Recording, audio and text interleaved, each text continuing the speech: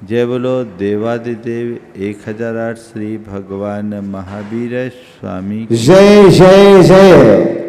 अहिंसा परमो धर्म की जय जय जय।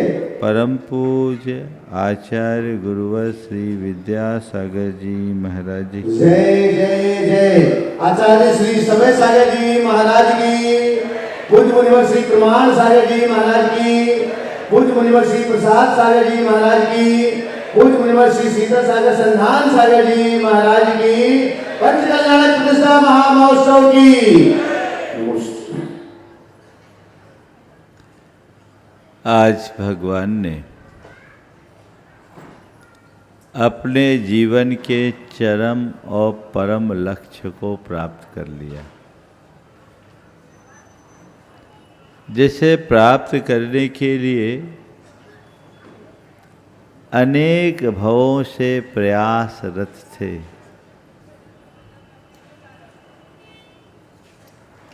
आज उसकी उपलब्धि हो गई। भगवान सिद्ध परमात्मा हो गए। वे कृत्य हो गए। भगवान को मोक्ष मिल गया। आप हम सब ने अभी मोक्ष कल्याणक मनाया। अपने मन से पूछो, भगवान को तो मोक्ष मिला, मुझे क्या मिला?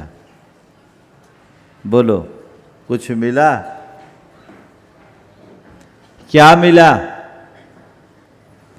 पंचकल्याणक हो गया, भगवान को भी मोक्ष मिल गया। अभी हवन होगा, धुआं उड़ेगा, सब कहानी यहीं खत्म हो जाएगी। हमें क्या हासिल हुआ?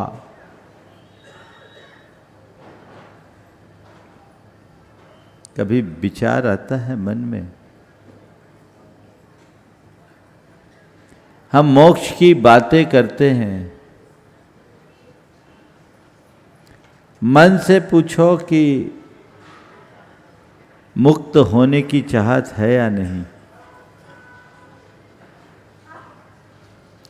मोक्ष की बातें करते हैं, पर मुक्ति की चाह किसमें है? बोलो। भगवान मोक्ष चले गए, आप सब आनंद ले रहे हैं। एक बार गुरुदेव ने मोक्ष कल्याणक के प्रसंग में एक बड़ी गहरी बात कही। उन्होंने कहा कि भगवान मोक्ष चले गए, इसका मतलब वो पास हो गए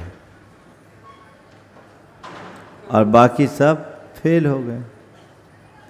और मोक्ष कल्याणक में आनंद मनाने का मतलब जितने बच्चे फेल हो गए वो मिल करके टी पार्टी कर रहे हैं। अब पूरी क्लास में एक पास हो और बाकी सब फेल हो जाए तो फेल होने वाले उत्सव मनाते हैं। सच्चाई यही है। उन्होंने कहा कि आप सब फेलियर्स की जमात में बैठे हैं, है ना? भगवान सफल हो गए और अभी हमने तो राह भी नहीं पकड़ी। सफलता तो बहुत दूर की बात है। सच्चे अर्थों में मोक्ष कल्याणक मनाने की सार्थकता तभी है जब मन में मुक्त होने की चाह प्रकट हो।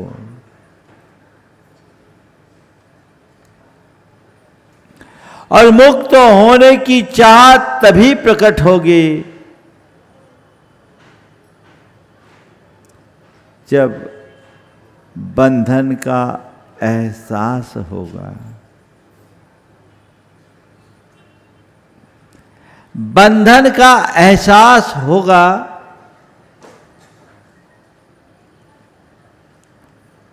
तो आप मुक्त होने का प्रयास करेंगे। है आपको एहसास? बोलो, कभी लगता है कि मैं बंधा हुआ हूं? लगता है। किससे? घर से बंधा हूं, परिवार से बंधा हूं, बच्चों से बंधा हूं, जिम्मेदारियों से बंधा हूं। ये बंधन तो बहुत उथला है, ये बाहर का बंधन है, और इस बंधन से बचने के लिए ज्यादा कुछ प्रयास की जरूरत नहीं है। मनुष्य अपने थोड़े से प्रयासों से इन बाहरी बंधनों को तोड़ सकता है, और कदाचित न भी तोड़े तो मृत्यु के बाद तो ये सब टूटी जाती है। ये सारे बंधन हमारे जीवन को प्रभावित करते हैं, लेकिन बहुत गहरे बंधन नहीं हैं। असली बंधन क्या है? वो बंधन बाहर का नहीं है, वो भीतर का बंधन है। वह है राग, देश, मोह का बंधन। वह काम, क्रोध, लोभ के विकार का बंधन। वह अभिमान और आसक्ति का बंधन। लगता है मेरे अंदर ऐसा कोई बंधन है? बोलो। नहीं लगता। और जब तक तुम्हें उस बंधन का एहसास नहीं, मुक्ति की प्यास नहीं जगेगी, और मुक्ति की प्यास नहीं तो उसका कोई प्रयास नहीं, और उसका कोई प्रयास नहीं तो जीवन का वास्तविक उल्लास नहीं।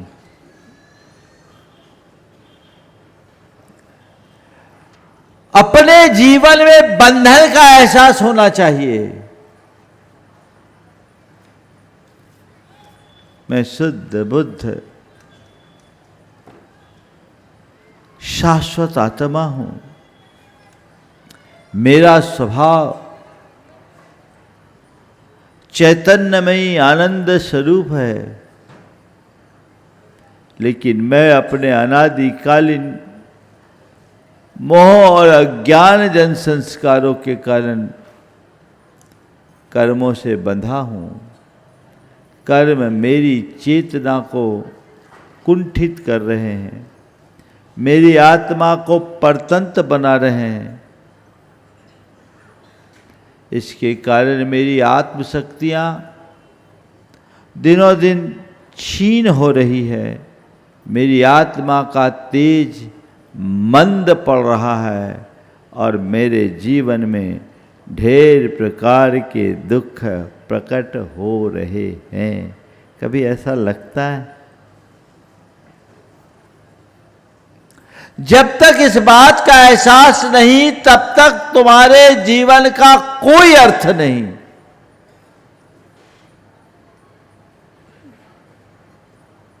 अपने आप को जानो, अपने आप को पहचानो। स्वभाव से अबद्ध हूं, फिर भी मैं कर्मों से बद्ध हूं। और ये कर्म का आवरण 24 घंटे मेरे ऊपर चढ़ता जा रहा है। कर्मावरण की ये परतें इतनी सघन है कि उससे दबकर मेरी चेतना का प्रकाश अत्यंत मंद पड़ गया है। जिस व्यक्ति को संसार में ही रस आता है, वो भला मुक्ति का प्रयास क्या करेगा? करेगा क्या?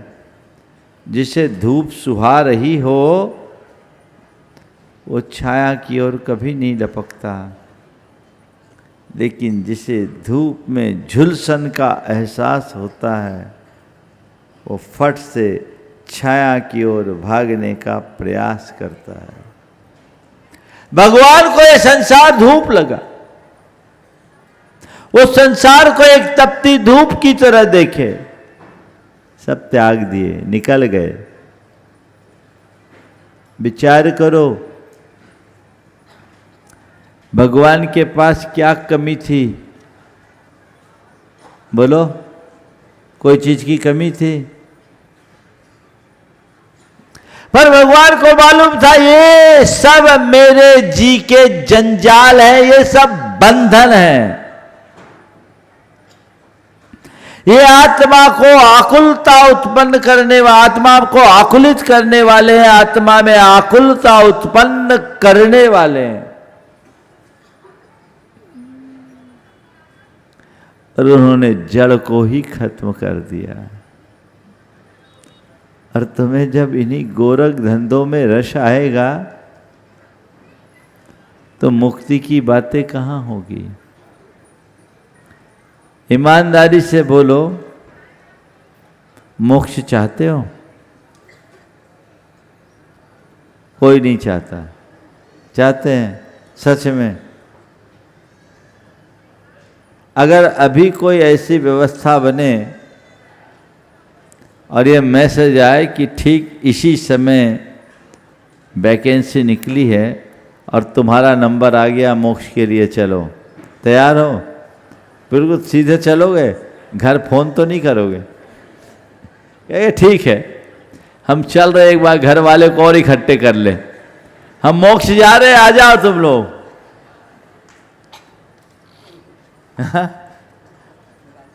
बिनौरी निकाल लो मोक्ष जावे के पहले।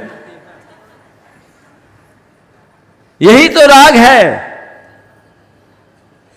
बातें मोक्ष की भले मुख से हो जाए, पर तैयारी अभी दिखाई नहीं पड़ती।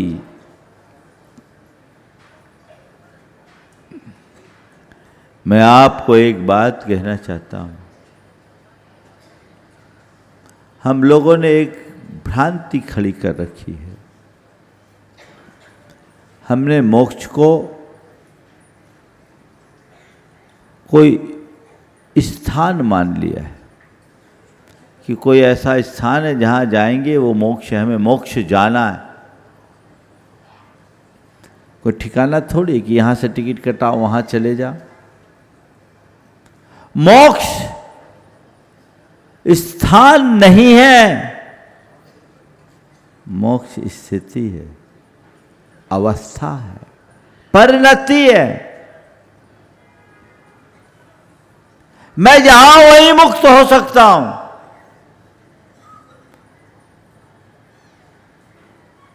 मुझे कहीं जाना नहीं है, मोक्ष जाना नहीं, मुक्त होना है, बंधन को काटना है। जिस पल मेरे बंधन कटेंगे उसी पल में मुक्त होऊंगा, उसी पल में मुक्त होऊंगा। मुक्त होने के लिए ज्यादा कुछ कहने की जरूरत नहीं है। मुक्त होने की लालसा अपने मन में जगाइए, और मुक्त होने के लिए क्या करना है? अपने दोष, दुर्बलता और दुर्गुणों से अपने आप को दूर करना है, इन्हीं से मुक्त होना है।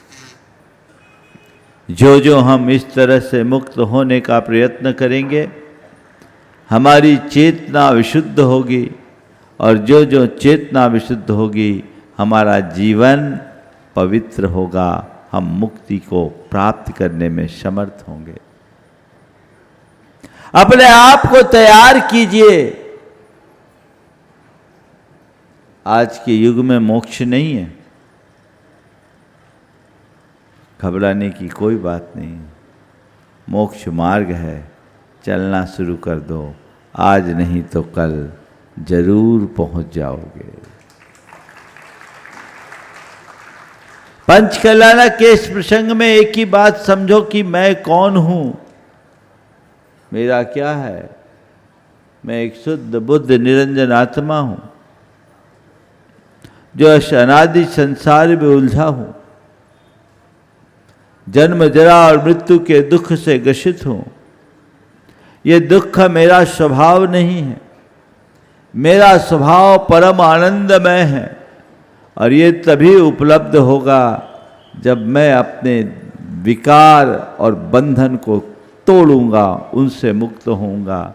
और वह तभी हो पाएगा जब मैं मोक्ष मार्ग पर चलूंगा, और मोक्ष मार्ग और कुछ नहीं, सम्यक दर्शन ज्ञान और चारित्रमयी आचरण है जिसे अपनाना है। आप लोग माला फेरते हो तो सबसे पहले बोलते हो सम्यक दर्शनाय नमः, सम्यक ज्ञानाय नमः, सम्यक चारित्राय नमः, बोलते हो कि नहीं? हैं? कभी भावना भाते हो कि मेरे भीतर सम्यक दर्शन ज्ञान और चारित्र प्रकट हो? कल्याण कैसे होगा? बिना टिकट कटाए यात्रा होगी क्या?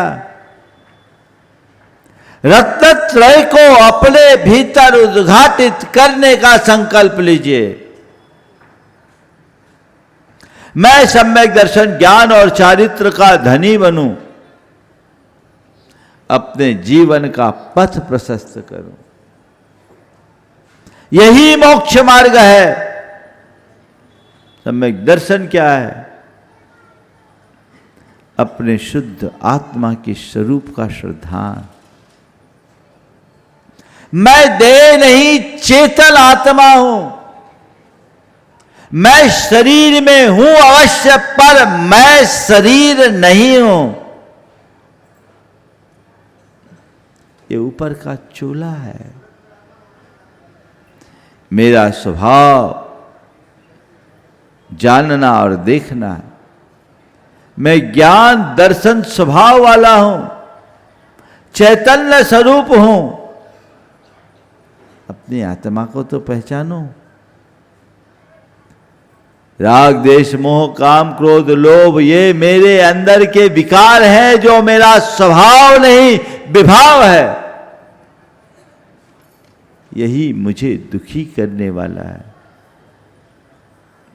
सम्यक दर्शन की भूमिका में आने पर हमारा चिंतन ऐसा बनता है। मन में ऐसा श्रद्धान जगाओ, मुझे अपनी आत्मा को विभाव से मुक्त कर स्वभाव में लाना है, ऐसा संकल्प जगाओ। आत्मस्वरूप को गहराई से समझने की चेष्टा करें, उसका श्रद्धान करें। देव शास्त्र गुरु की भक्ति मात्र का नाम सम्यक दर्शन नहीं है। जब तक स्वरूप का बोध नहीं तब तक सब व्यर्थ है। हर पल इस बात को ध्यान में रखो, मैं कौन हूं, को हम। भीतर से आवाज आनी चाहिए, सो हम, को हम। क्या? बोलो जोर से, को हम। ये शब्दों में नहीं, अनुभूति में घटना चाहिए। सम्यक दर्शन की भावना भाव तब संसार से तरोगे। मोह मिथ्यात्व के कारण हमने अपने कितने भाव बर्बाद कर दिए और चतुर्गति के दुखों के पात्र बने। भाव भवांतरों में दुख भोगा सो भोगा, आज भी दुखी होकर के ही जी रहे हैं, क्योंकि वस्तु स्वरूप का श्रद्धान नहीं है, तत्व का ज्ञान नहीं, इसलिए भटकते फिर रहे। भावधारा मोड़िए। सम्यक दर्शन की भावना, सम्यक ज्ञान का विकास। ज्ञान के अर्जन के लिए प्रयास कीजिए। दुनियादारी का ज्ञान तुम्हें सब तरफ मिलता है, तुम्हारे आत्मा का ज्ञान तुम्हें कहां से प्राप्त होगा? तुम्हारे कल्याण का मार्ग तुम कहां से जान पाओगे? अपने स्वरूप का बोध तभी होगा जब ज्ञान का आश्रय लेंगे, तत्वों का ज्ञान। स्वाध्याय करे, सत्संग में आए, अपने बारे में जानने का प्रयास करें। कोड़ा किताबी ज्ञान ज्ञान नहीं है। स्वरूप बोध का नाम ही सम्यक ज्ञान है। आज हर प्राणी अपने स्वरूप से ही अनजान है। स्वरूप जाने, स्वरूप बोध जगाए, जिससे कि जीवन का पथ प्रशस्त हो सके और हम अपना कल्याण कर सके। और जब ये दोनों चीज़ें हो जाएगी तो फिर तो ये रहेगा कि जो मैं हूँ मुझे वो पाना है, तो उसके लिए वैसा चरित्र अपनाओ, सम्यक चारित्र, जिससे हित की प्राप्ति हो, अहित का परिहार हो, उसका नाम चारित्र है। अपने चरित्र को निर्मल बनाते हुए उत्तरोत्तर उसमें वृद्धि करो। भगवान को देखो, उनने सबको लात मार दिया, तिलांजलि दे दी और परम पुरुषार्थ में लगे, मोक्ष मार्ग में आगे बढ़, आज वो मोक्ष को प्राप्त कर गए। ताली बजाने का काम नहीं है, मन को जगाने की जरूरत है। इस आत्ममुग्धता से बाहर आइए। इस भ्रम में मत रहना कि मैं इतना पूजा पाठ दान पुण्य कर लेता हूं, इतना व्रत उपवास कर लेता हूं, मेरा उद्धार पक्का। जब तक अपने आप को नहीं जानोगे, सम्यक दर्शन ज्ञान और चारित्र को नहीं अपनाओगे, उद्धार नहीं हो सकता। रास्ता तो केवल एक ही है। बोलो, खूब बढ़िया लेटर लिखो, खूब बढ़िया सुनहरे अक्षर में, मजमून अच्छा, लिफाफा खूबसूरत, पोस्ट कर दो और उसमें भेजने वाले और पाने वाले का पता ना हो तो लिफाफा कहाँ जाएगा? बताओ बताओ, बोलो। न सेंडर न रिसीवर, कहाँ जाएगा? हाँ, घूमता रहेगा डाक विभाग में। हमारा तुम्हारा यही हो रहा है। तुम्हारा जितना ये आचरण है, स्वरूप बोध के अभाव में कुछ ऐसा ही है, कोई अता पता नहीं है। एक बार एक आदमी चला जा रहा था तेज गति से, उससे पूछा, भैया कहाँ जा रहे हो? बोले पता नहीं। तेज गति से जाते हुए व्यक्ति से पूछा, कहाँ जा रहे हो? उसने कहा पता नहीं। सामने वाला हैरान हुआ, बोला आ कहाँ से रहे हो? बोले पता नहीं। कहाँ जा रहे हो? ये पता नहीं। आ कहाँ से रहे हो? ये भी पता नहीं। भैया क्यों जा रहे हो? बोले पता नहीं।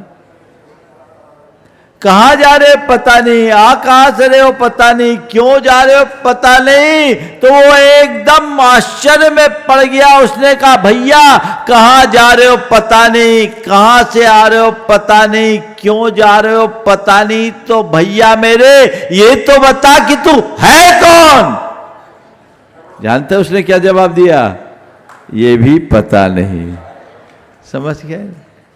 ये कौन है? कौन है? थोड़ा जोर से तो बोलो। हाँ, कितने होशियारी से बोल रहे हो आप लोग, बड़े गर्व से, है ना? बोलो, आखिर क्या है? मैं कौन हूं, कहां से, कब आ रहा हूं, जाना कहां इधर से जब जा रहा हूं। ऐसा विचार जब लो करता न प्राणी, कैसे मिले फिर तुझे वह मुक्ति रानी। ये गुरुदेव की उक्ति है।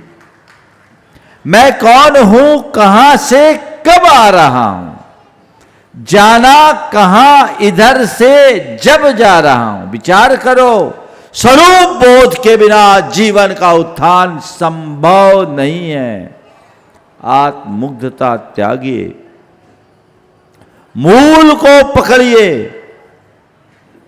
रत्नत्रय को अपने जीवन का आदर्श बनाइए, मोक्ष मार्ग में आगे बढ़ने का उत्साह जगाइए।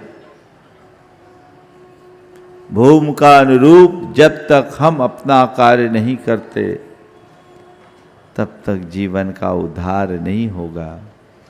हमने अनंत जन्म अपने अज्ञान और प्रमाद में गंवा दिए। कहीं ये जीवन भी हाथ से न निकल जाए। बहुत दुर्लभता से ये जन्म मिला है। अगर इस बार खो गए तो फिर कब दोबारा ये सारे संयोग मिलेंगे, कह पाना संभव नहीं है।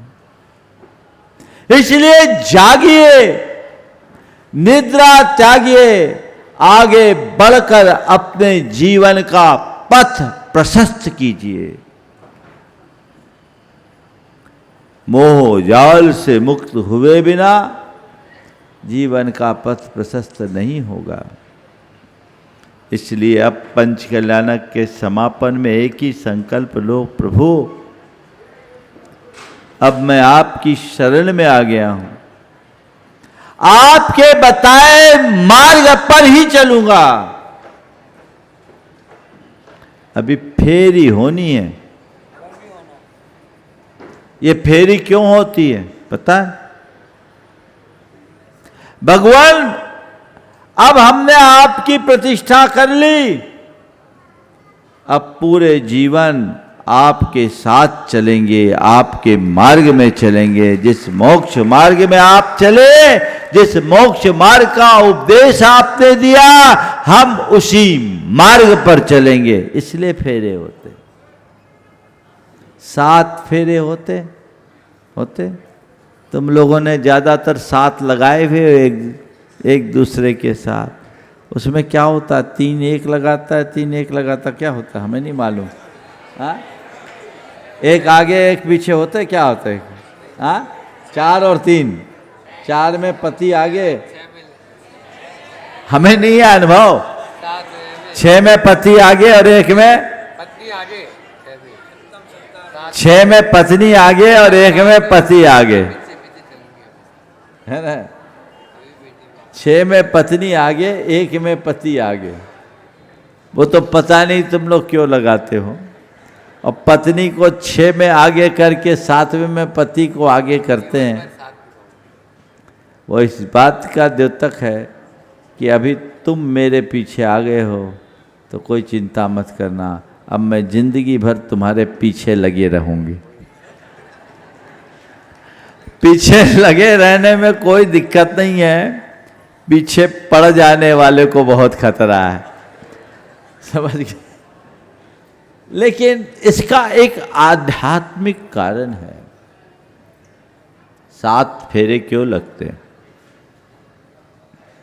अपने देश में एक परंपरा है, कोई भी काम हो, कहते हैं जब इंद्र भी भगवान के कल्याणकों का समाचार सुनता है, 7 कदम आगे चल करके प्रणाम करता है। कहते हैं 7 जन्म तक साथ निभेगा, 7 समुंदर पार की बात करते हैं। 7 कदम कोई साथ चल ले तो कहते हैं हमारा मित्र हो गया, बोलते हैं। 7 परम स्थान है। ये 7 क्या है? 7 परम प्रेम का प्रतीक है। भगवान अब हम आपकी 7 फेरी लगा रहे हैं, अब पूरा जीवन आपका साथ रखेंगे, आपके साथ रहेंगे, ये भाव है। तो ऐसे एक जलसे की तरह फेरी मत लगाना, मन को मोड़ने का संकल्प जगाना। मुझे अब मोक्ष मार्ग में लगना है, बुराइयों से विमुक्त होना है, अच्छाई के पथ पर अग्रसर होना है।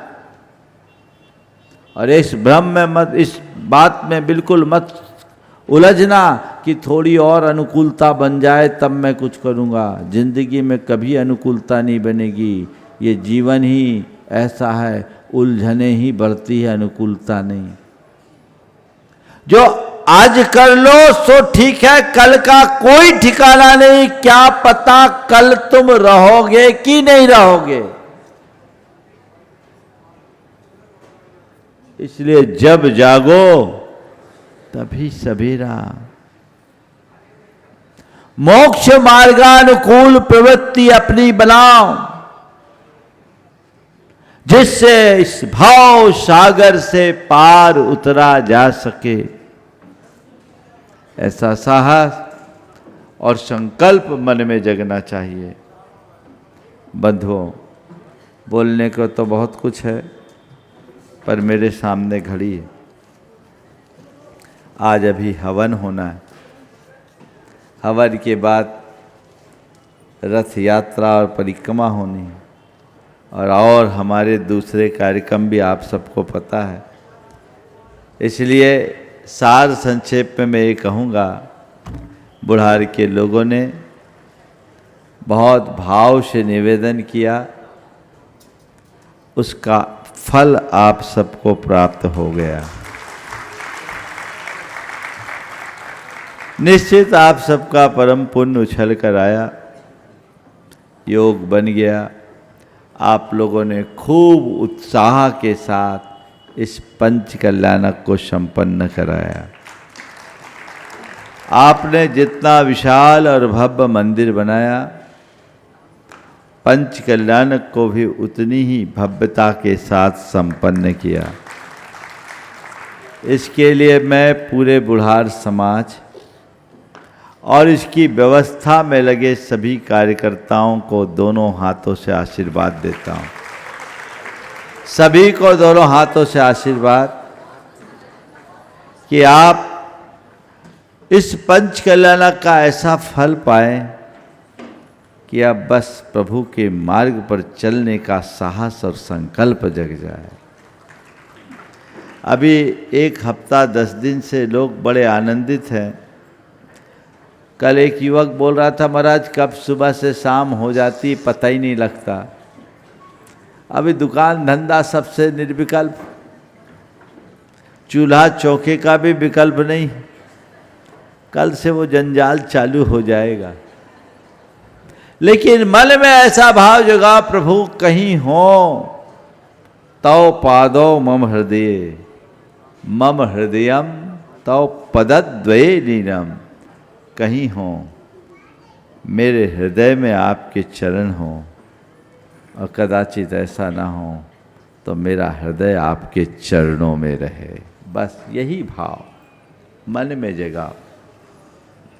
अपने मन में ऐसी भक्ति जगाइए। ये आशीर्वाद मैं आप सबको देना चाहता हूँ। लगाव बनाए रखिए, पूजा भक्ति करें और रत्नत्रय की भावना करें। मोक्ष मार्ग को पुष्ट करने का भाव जगे, जिससे ये भाव भ्रमण छूटे, संसार के आवागमन के चक्र से स्थायी रूप से मुक्त हो सके। वो प्रयास आप सबको करना चाहिए। तो सभी कार्यकर्ताओं को, सबको अपेक्षा रहती महाराज आशीर्वाद दे। तो आशीर्वाद में क्या दे भैया, तुम्हारे आत्मा के हित की कामना ही सबसे बड़ा आशीर्वाद है। मैं तमाम कार्यकर्ताओं को आशीर्वाद देता हूँ। नाम लेने की अनुकूलता मेरे पास नहीं है। इस पूरे के पूरे पंच कल्याणक को जिनने संपन्न कराया और लीड लिया, हमारे ब्रह्मचारी अभय भाई, आपके मंदिर के निर्माण से लेकर अब तक एक प्रतिष्ठाचार्य के साथ साथ एक कार्यकर्ता के हैसियत से इन्होंने इस पंच कल्याणक को संपन्न कराया है। उनके लिए भी आप लोगों को आभार प्रकट करना चाहिए। और ब्रह्मचारी अशोक भैया और पूरी टीम, चाहे वो सुदर्शन जी हो, अमित वास्तु हो, राहुल शास्त्री हैं, अनेक लोगों की टीम लगती है, उनकी विशुद्धि लगती है, तब ऐसे आयोजन संपन्न होते हैं। हमें ऐसे लोगों का बहुमान करना चाहिए।